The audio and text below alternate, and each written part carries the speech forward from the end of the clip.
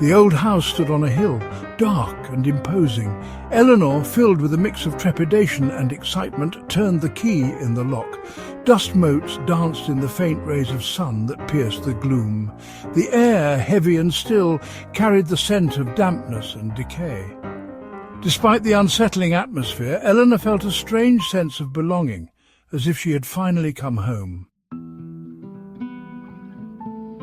The first night in the house was uneventful, filled only with the creaks and groans of an old building settling itself for the night. But on the second night, as the clock chimed 3, Eleanor awoke with a start. A sound, faint and indistinct, drifted in from outside her window. Was it her name? Eleanor sat up in bed, her heart pounding. "Eleanor!" The whisper came again, this time a little closer. Eleanor crept to the window and peered out into the darkness. The garden below was cloaked in shadow, the trees swaying slightly in the breeze, but there was no one there.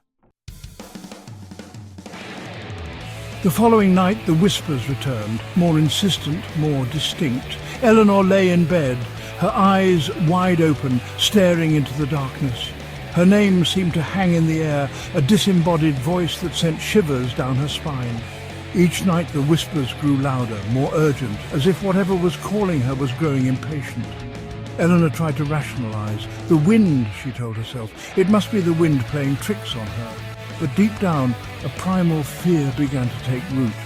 Something was out there, something that knew her name and was calling to her from the darkness. Then, one night, the whispers reached a crescendo. Eleanor, unable to bear it any longer, leaped out of bed and rushed to the window. This time, she saw it. A flicker of movement, a fleeting glimpse of something white just beyond the edge of the light cast by her window. It was gone as quickly as it had appeared, but Eleanor had seen enough. It was a figure, tall and slender, shrouded in a white mist that seemed to emanate from the ground itself. And it was reaching out a hand towards her, its fingers long and bony, beckoning her closer. Would you go outside? Comment, go or stay?